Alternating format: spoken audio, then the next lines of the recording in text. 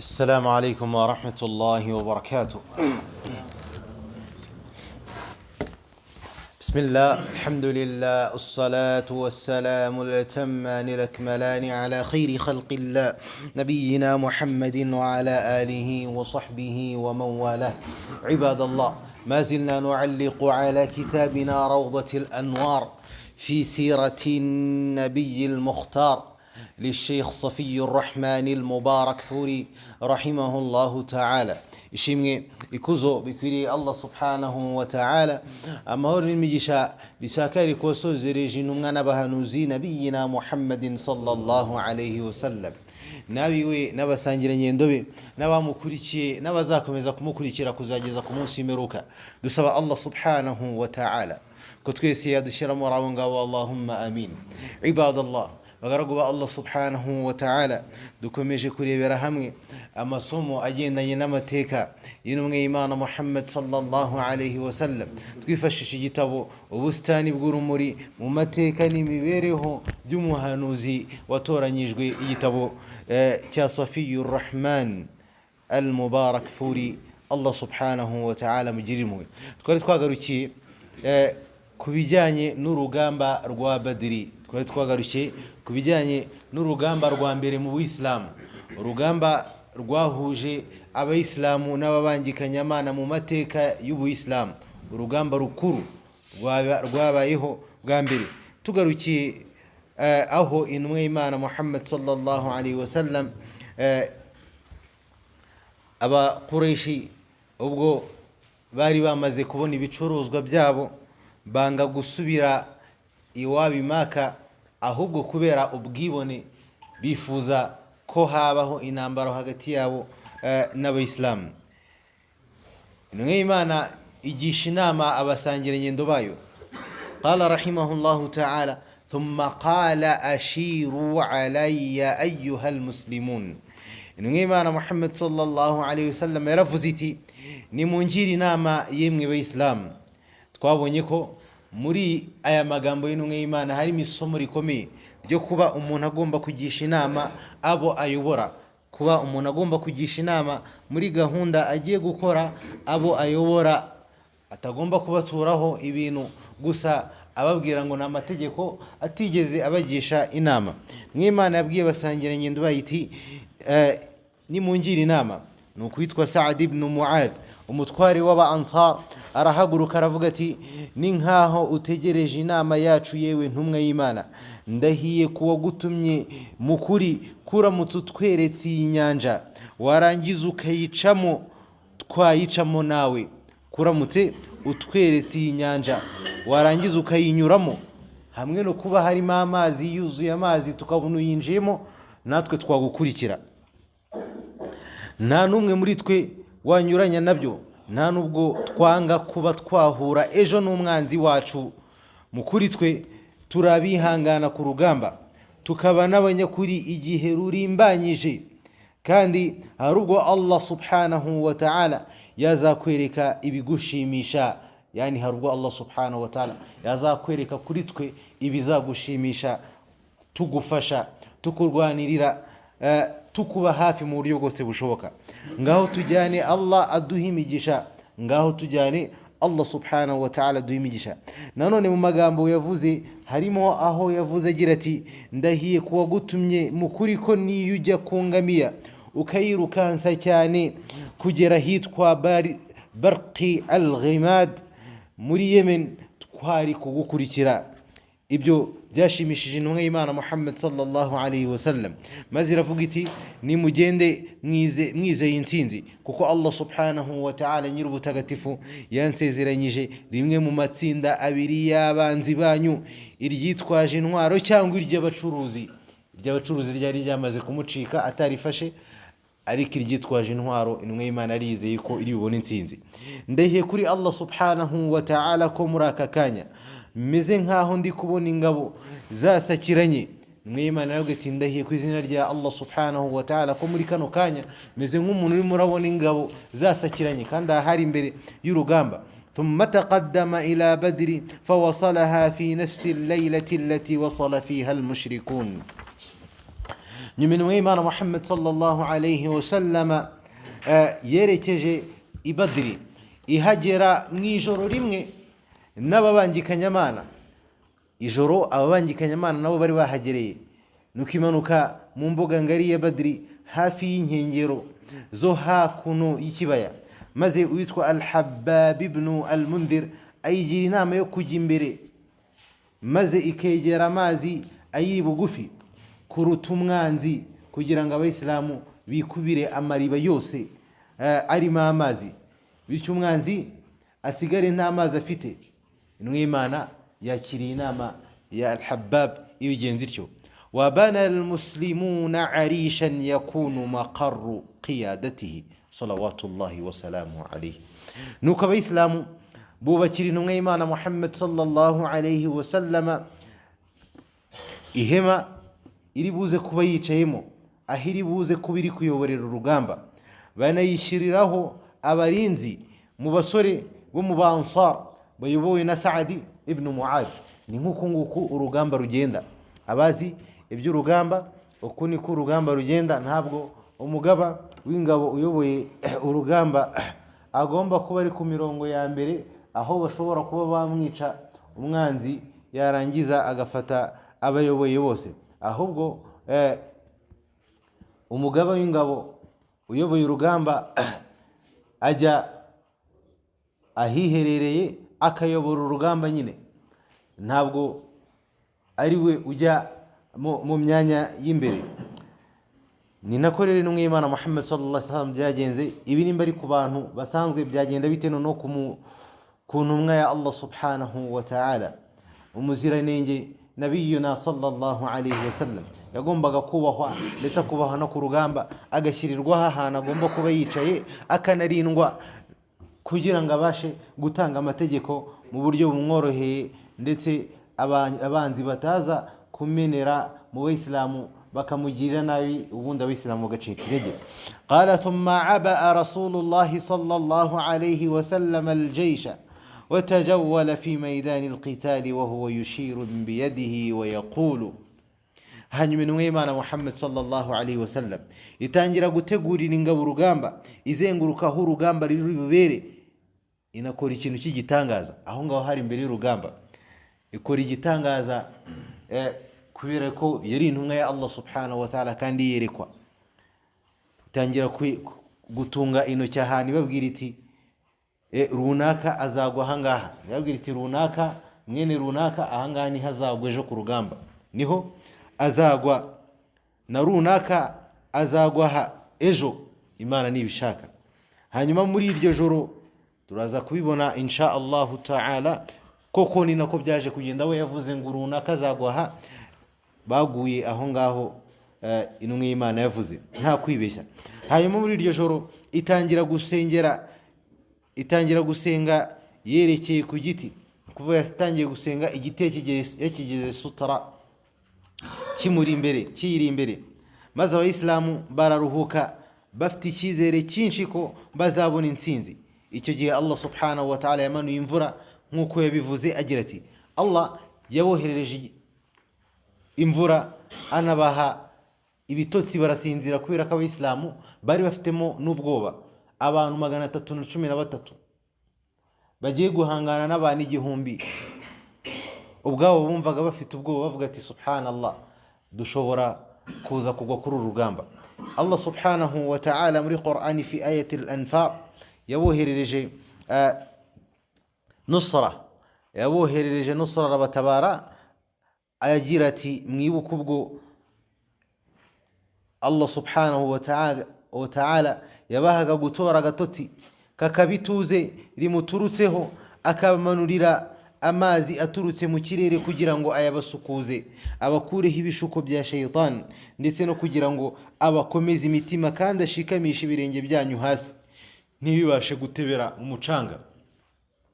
Ibitotsi byabaye nusra, bararyamye babyuka bwabwo bwashize, nakavura kabanyagiye, bafite nashat, bafite ibakwe ryo kuba barwana urugamba rutagatifu.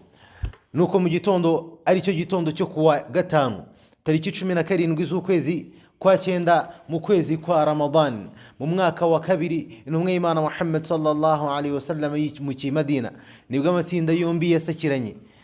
nuko intumwa y'Imana Muhammad sallallahu alaihi wasallam isaba Allah igira iti Mana nyagasani ngaba abakoresha bose uko bakabaye n'ubwibone bwabo bacukubiri nawe banahinyura intumwa yawe.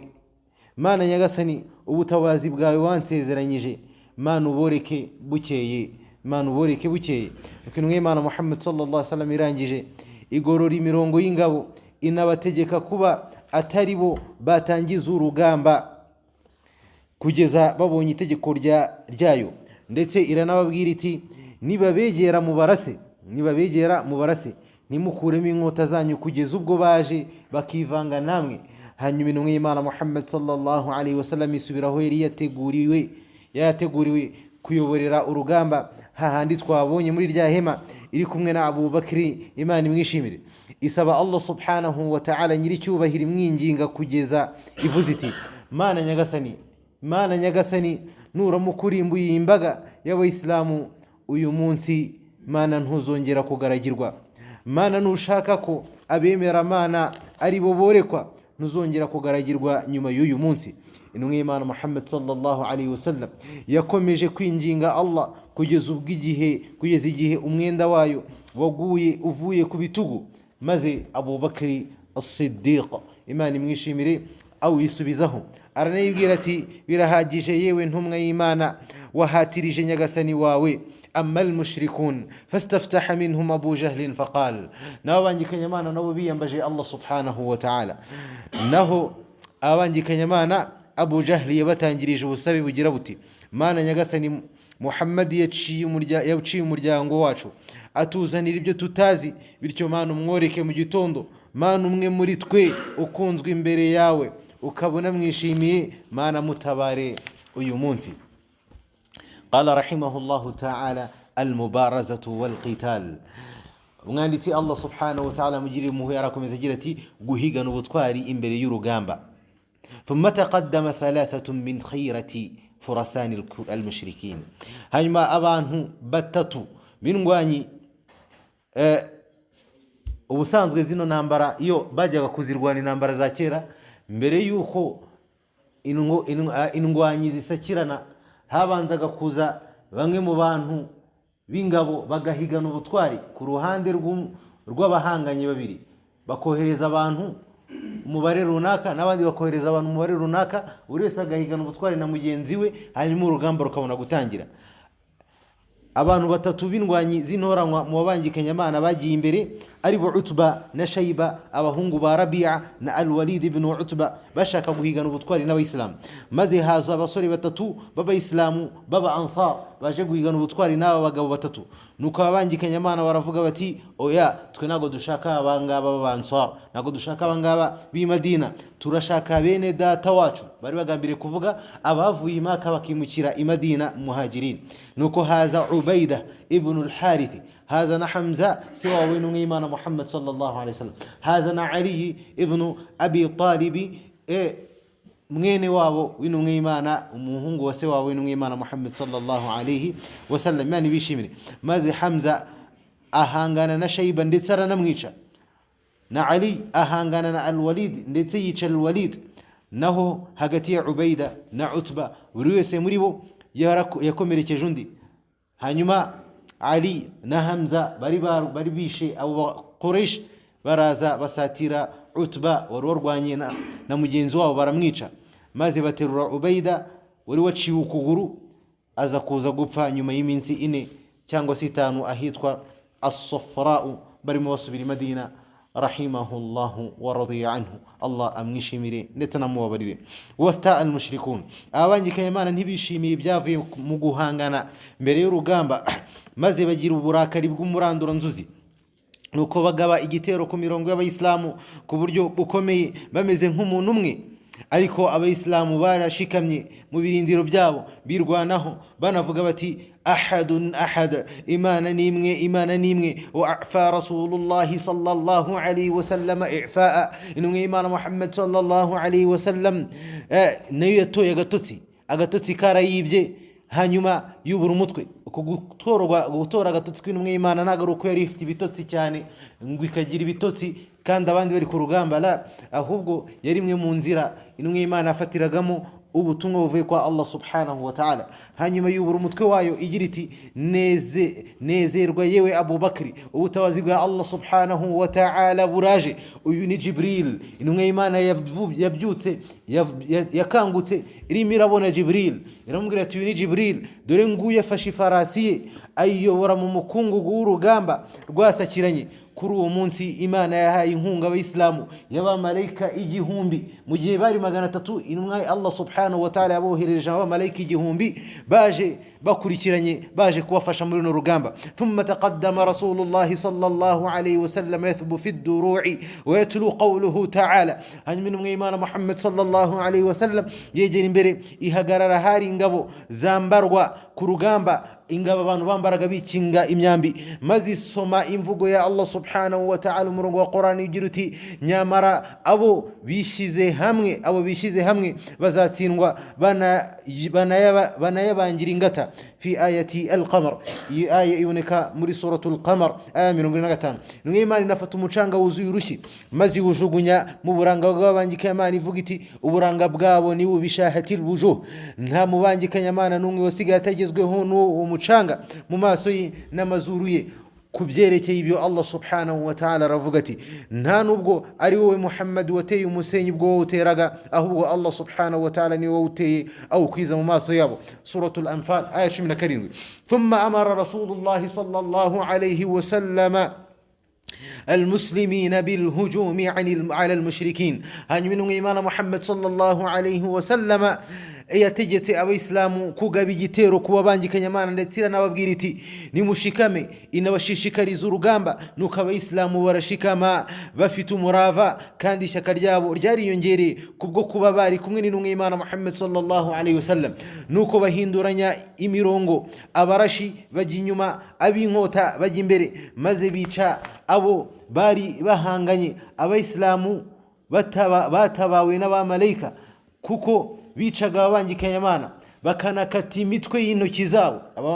Abamarayika bicaga abangikanyamana bakanakata imitwe y'intoki zabo.